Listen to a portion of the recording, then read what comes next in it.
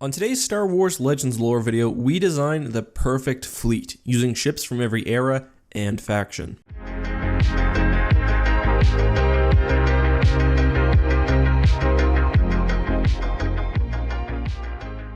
Hey guys, this is EckhartsLadder. Hello and welcome to another Star Wars Legends lore video. Today we will be looking at fleet building within the Star Wars Legends universe. Any faction or era can be included, and the only rule is that we will assume that there is some resource scarcity. I'll get to that more as I actually look at the ships. Because there are no real rules, here's how I will provide some structure to the discussion. First off, we'll start looking at each ship type within the Star Wars universe, all the way from corvettes up to dreadnoughts and flagships. Once we've picked the ships, we'll talk about fleet composition and general strategy. So let's get started, and I want to go over my philosophy when it comes to picking ships. I like specialized ship types, and I like ships that complement each other. I like when different parts of the fleet can each do a different role. I kept this in mind when looking at corvettes, and I ended up choosing the CR-90, probably the most famous corvette within the Star Wars universe. The CR-90 is fast, incredibly well armed, and it's modular. The only real weakness that it has is the blind spot at the end of the craft, but when working in a fleet, it should be possible to protect against this. As I alluded to a second ago, the CR-90 is heavily configurable. In my fleet, I would swap out all but one of the standard guns for laser cannons, and would leave only the heavy cannon at the top as a turbo laser. This ship would thus work excellently in an anti-Starfighter role. I would also like to add some Brahatok gunships to serve as even smaller, faster support craft, aiding the CR-90 in screening against fighters. Moving up, the next ship class is frigates, and we have to be careful here because some ships, like the Munificent, call themselves frigates when they're actually cruisers, destroyers, or some other ship types, and the opposite is also true. My favorite frigate is the Carrack type, which beats out the MC-30, which is almost 200 meters longer, and the iconic Nebulon B. Although it's not by any means a pretty ship, the Carrack is incredibly practical. It's well armed, armored, shielded, and very versatile. The most notable aspect of the Carrack, however, is its incredible speed. It was nearly as fast as a Starfighter, making it dangerous, especially when working in packs. The Carrack also came with two weapon loadouts. The first had flak and ion cannons meant to screen against enemy fighters, and the others had a focus on turbo lasers. This allows one frigate type to support the fleet in numerous ways, not unlike the CR-90. It's no surprise then that the Carrack was used by basically every faction in Star Wars, all the way into the Legacy era. Let's look at the next ship, and neither of the previous two vessels have carried Starfighters. I want a ship that can. Furthermore, I want a ship that's a dedicated carrier, with all of its interior space designed to bring Starfighters into battle. There aren't many dedicated carriers in the Star Wars universe, so if I had the resources, I would go with a Secutor or a Venator carrier. However, because those ships are so expensive and they were typically used for another purpose, I'd most likely go with the Quasar class carrier, which is an affordable alternative. I would also like an interdictor, which is basically a ship capable of producing an interdiction field, which pulls other ships out of hyperspace and prevents them from jumping. Without spoiling too much, although my flagship does have interdiction capabilities, I would like a couple of backup cruisers just in case something happens to it. These could be cheap, I would keep them spread throughout the fleet, and really their only purpose would be to prevent enemy ships from fleeing.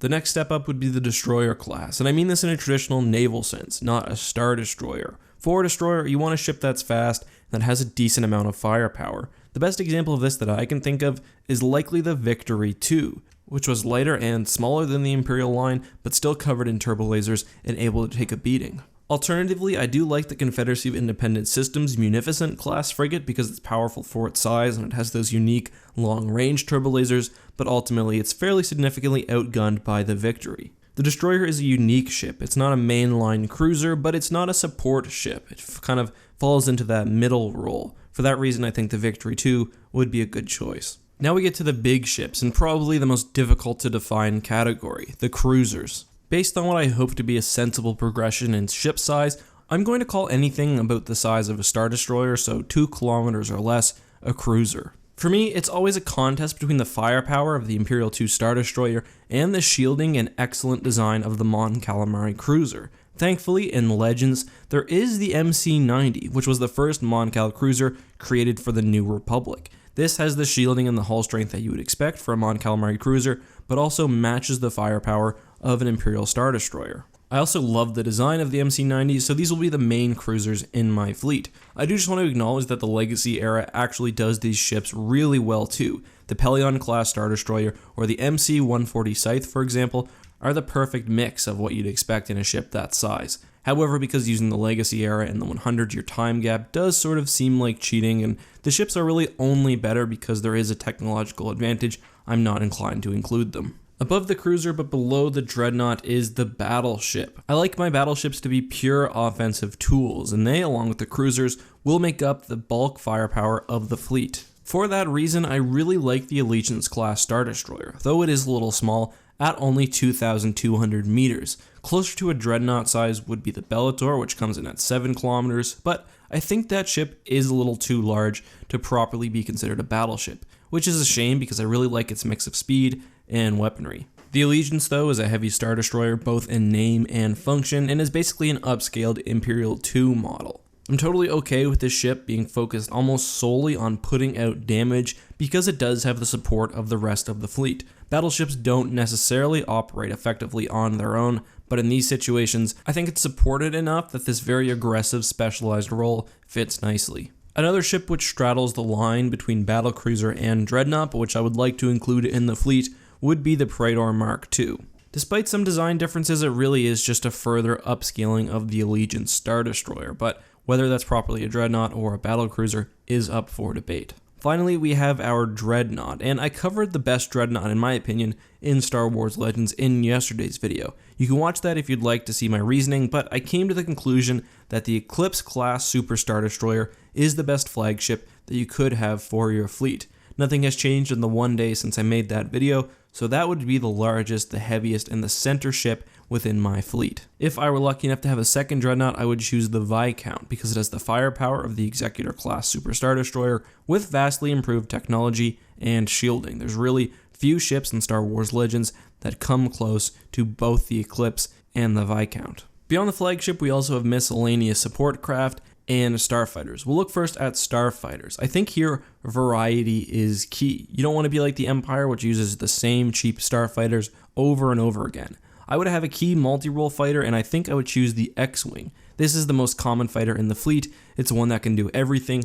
However, it would have to be supported by bombers, interceptors, and I believe heavy bombers like B-Wings to truly be effective. If possible, I'd obviously like to include various special forces, prototype or advanced fighter models. I'm thinking TIE Defenders or ships like that, but again, that ultimately comes to resources. Let's talk fleet design and strategy, however. I think the key here is the Eclipse. Not only does that ship have its mighty super laser, which can decimate an enemy fleet in a single shot, but it also has interdiction capabilities and would house your high-ranking officials. This ship needs to be protected at all cost. An example of a strong fleet and one that makes sense organizationally can actually be seen in the comic that introduced the Eclipse, the Dark Empire series. There we see the Imperial fleet around Biss. The Biss fleet is structured such that there are a few very large ships, as we'd have here, including Dreadnoughts and battlecruisers, but then an increasing number of cruisers, frigates, and even smaller ships. When resource scarcity is a thing, that's the kind of fleet that makes sense. You would likely only have one Dreadnought, perhaps two in extreme cases.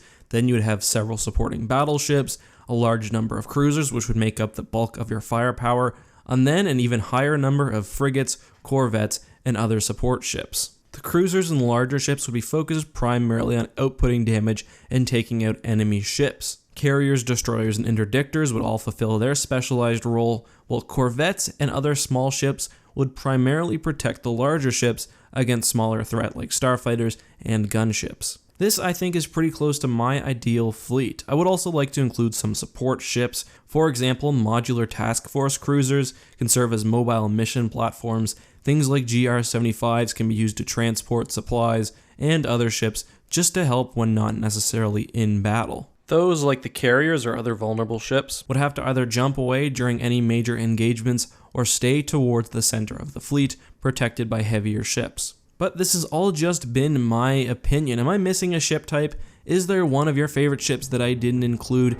Make sure to let me know your ideal fleet down in the comments. Again, those categories were Dreadnought, Battleship, Cruisers, Destroyers, Interdictors, Carriers, Frigates, Corvettes, and then Starfighters. Let me know what your makeup would be. Anyway, as always guys, thank you so much for watching.